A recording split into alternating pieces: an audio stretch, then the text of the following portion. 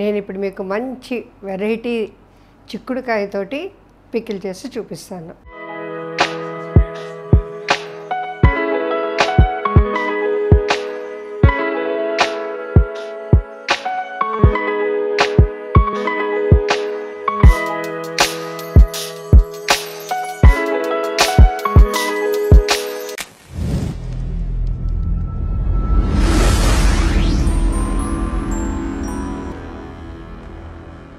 Hi hello, నేను మీ పద్మని ఓల్డల్వన్ నుంచి వచ్చాను.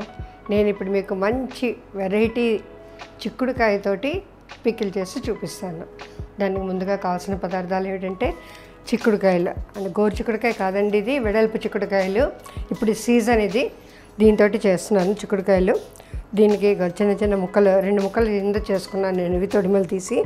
తర్వాత దీనికి కావాల్సిన పదార్థాలు చిక్కుడుకాయలు, తర్వాత కొంచెం చింతపండు గుజ్జు, ఆవాలు, కారం, ఉప్పు, పసుపు, నూనె, ఇంగువ, ఎండుమిర్చి, శనగపప్పు, మినపప్పు. కావాల్సిన పదార్థాలు చూస్తారు కదండి.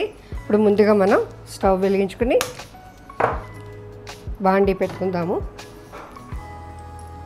కొంచెం వేడెక్కిన తర్వాత దీనికి ఆయిల్ అది ఎక్కువ పట్టదండి.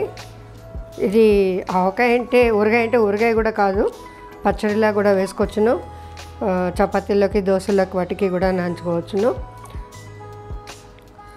2 స్పూన్ల ఆయిల్ వేసానండి.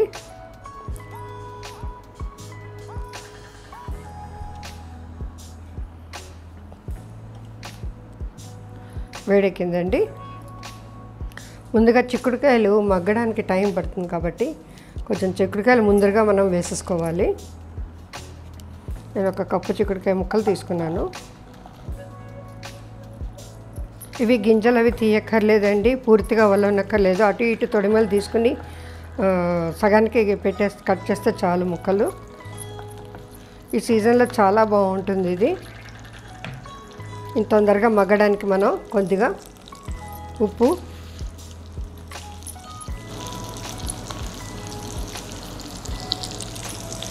పసుపు,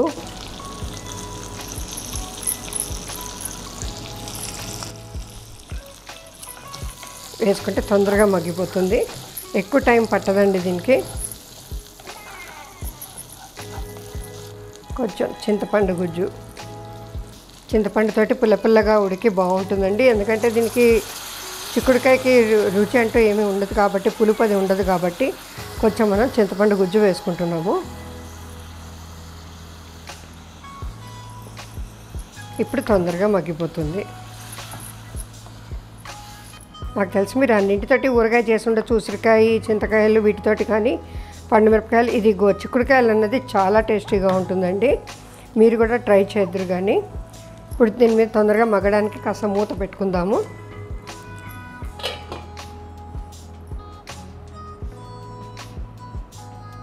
ఇప్పుడు మగ్గిందో లేదో చూద్దామండి. చక్కగా మగ్గిపోయింది. ఇందులో మనం కొంచెం ఇప్పుడు కావాల్సిన మసాలా అంతా వేసేసుకుందాము. పుల్లగా ఉప్పుగా చక్కగా ఉంది. ఇప్పుడు దీంట్లో కావాల్సినది కారం,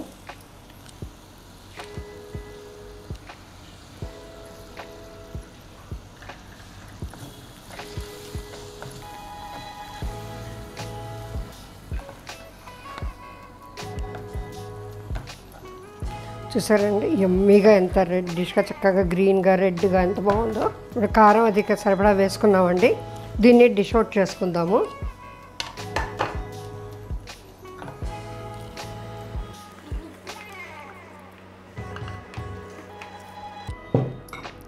ఇప్పుడు ఇందులోకి దీనికి సరిపడా తాలింపు వేసుకుందాం. మనం కొద్దిగా నూనె వేసుకుని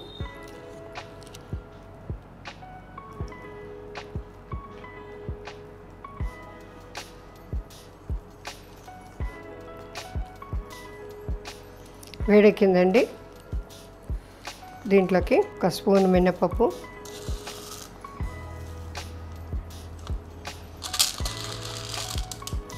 శనగపప్పు,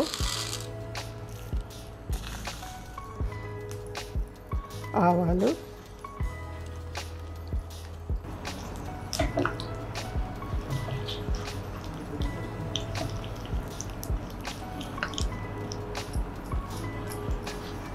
ఇది పచ్చడంతా మెత్తగా ఉంటుంది కాబట్టి పంటి కిందకి కాస్త కరకర ఉండడానికి కొంచెం మినపప్పు శనగపప్పు వేసుకున్నామండి, ఆవాలను. ఇది వేడి అన్నం నెయ్యి వేసుకొని చక్కగా మధ్యాహ్నం పూట వేడి అన్నంలో తింటే ఉంటుందండి, మస్తు మజా ఉంటుంది, యమ్మీగా ఉంటుంది.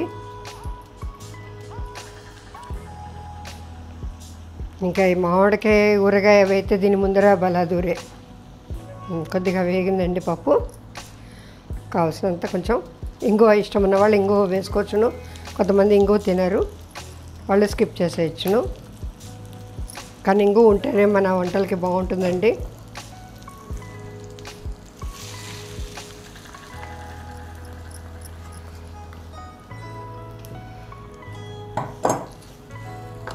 స్టవ్ కట్టేద్దాము. చూసారండి, అయిపోయింది. చక్కగా పప్పులతోటి కరకరలాడుతున్నాయి, ఎర్రగా ఒక కారంను గ్రీన్గా ఇది చూడడానికి ఎంత కలర్ఫుల్గా ఉందోను. అబ్బా, చాలా నోరు ఊరిపోతుంది. ఇదైతే చూడగానే వేడివేడి అన్నంలో తినేయాలని ఉంది. మీరు కూడా ట్రై చేసి చూడండి, పిల్లలు కూడా ఇష్టంగా తింటారు చిక్కుడుకాయ ఇది కాబట్టి ట్రై చేయండి. నేను ముందుగా రుచి చూసి చెప్తాను మీకు ఎట్లా ఉంది అన్నది.